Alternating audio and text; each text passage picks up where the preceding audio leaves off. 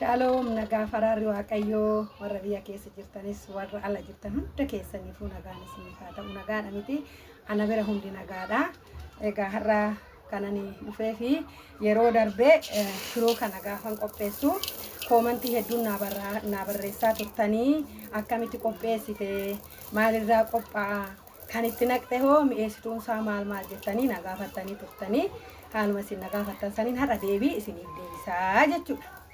Nagni fatinaati caljedhana duuka tura.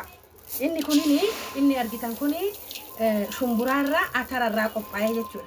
Akkamitti qophaa'a jalqaba isaa atarasaa shumburaa isaa bitanneetu miiccinee daqiiqaa hanga 11 zifzif goonee teechisnee sana booda afnee akoofne. Namni gariini erga akaameen booda miicca. Inni sirrii miti mi'aawu waan ta'eef duruma miiccinee akoofne akkasitti hororree bareechinaa jechuudha keessaa guurree.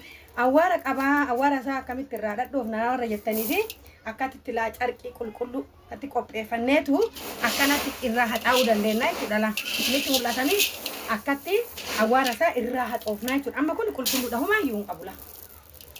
Akkasitti erga haxoofneen booda ani iddoo lamatti kanan qopheessu isa barbareedhaan walitti makuun mixxinii fi adii akkasitti kan kophaasaa jechuudha. Hanin qopheeffadhu jechuudha. Maaliif nama garaacha qabuuf dhiifama nama garaacha qabuuf akkasuma immoo ijoollee daa'immaniif gaafa ofii keenyaaf illee bakka itti hojjennee nyaachuu barbaanne adii kana qopheeffannaa jechuudha. Kanammoo mi'eessituutti naqna mi'eessituun isaanii kan mixxiniitis kan adii kanaatis tokkumaa jechuudha. Inni argitan kunini maal fa'a yoo jettanii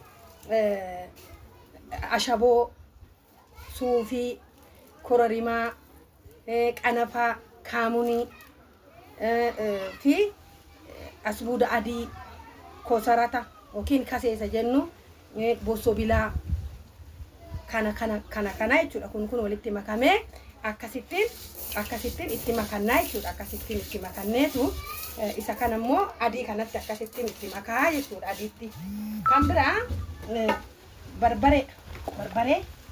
barbareen akkuma argitan kana barbareen kun gaafa tumamu qullubbii adii, zinjibila, bosobilaa, jiidhaa fi azmariin yookiin isa sigaa maxbashaa jennu jiidhaa isaatii fi qullubbii diimaa isa gurguddaa kana osoo hin ta'in isa abashaa xixinnoo duriisa ishii itti maknee ishii wajjin cafallaqneetu goggogsinaa jechuudha.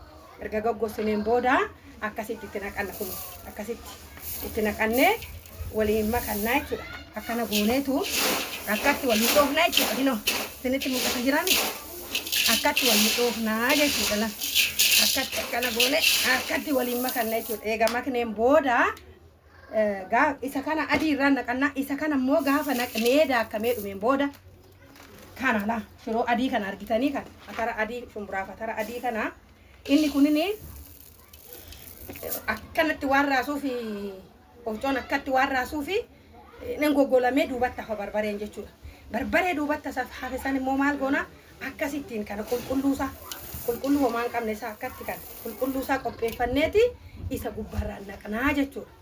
Gubbaarraqnee akkasittiin daakkannee shiroo mi'aawaa nyaannaa jechuudha. Warri akkatti qopheeffamuu nutti mi'ettan gabaabinaan kana fakkaata. Warri viidiyoon kun isinitti tole copy link, share fi repostiin dagatinaa.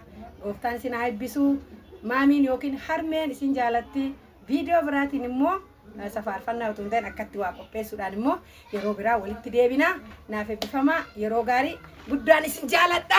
Amma kallattumaan kara mana wofcoon deemaa daasisee eega dhufeen booda immoo waxii hojjennee irbaata bareedduu ishii nyaannaa jechuudha.